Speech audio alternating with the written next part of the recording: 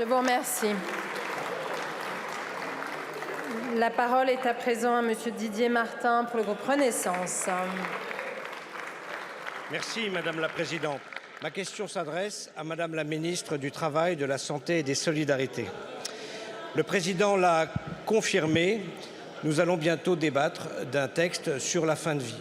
Ce texte répondra à une attente des associations qui militent de longue date sur un droit pour mourir dignement. Il répondra également à une attente de nombreux députés sur l'ensemble de nos bancs et surtout il répondra à une attente d'une majorité de Français. En amont de ces travaux, de ce texte, nous avons des éléments qui ont été mis en place précédemment, à savoir l'avis 139 du Comité consultatif national d'éthique, les conclusions de la Convention citoyenne, la concertation conduite par Madame la Ministre Agnès Firmin-Le Bodo et ici même un groupe d'études conduit par Olivier Falorni et un rapport évaluant la loi Claes-Leonetti, la dernière en date, rapport remis par ma collègue Caroline Fiat et par moi-même.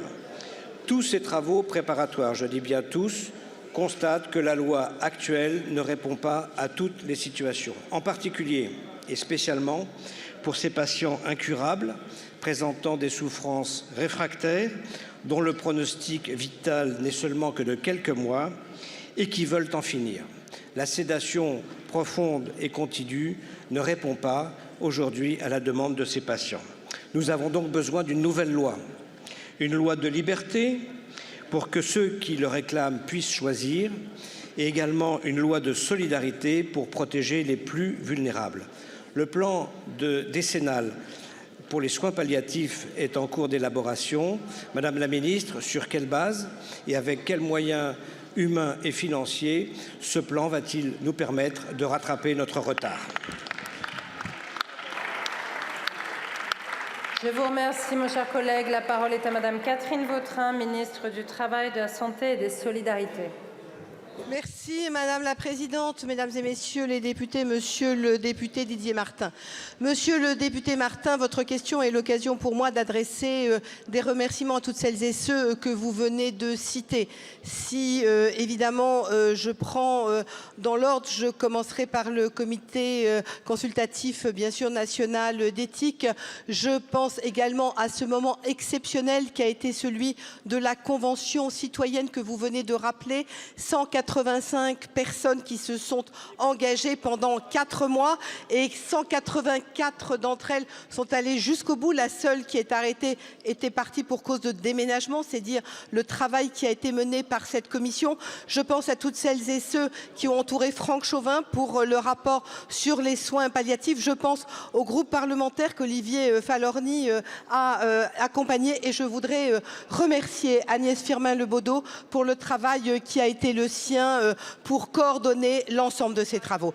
Alors, vous avez raison, la question qui aujourd'hui est devant nous, c'est la mise en place de ce texte. Ce texte comprend 3 parties. Le titre 1 est un titre précisément sur ce que l'on appelle les soins d'accompagnement, ce qui était hier les soins palliatifs.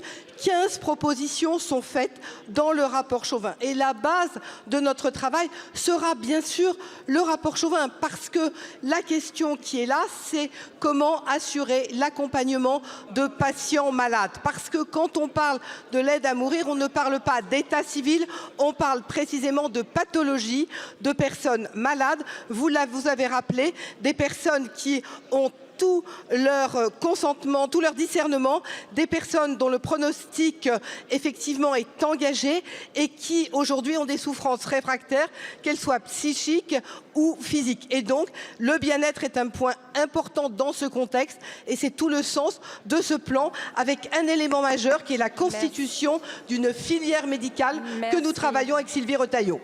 Merci beaucoup Madame la Ministre. La parole est à Monsieur Laurent.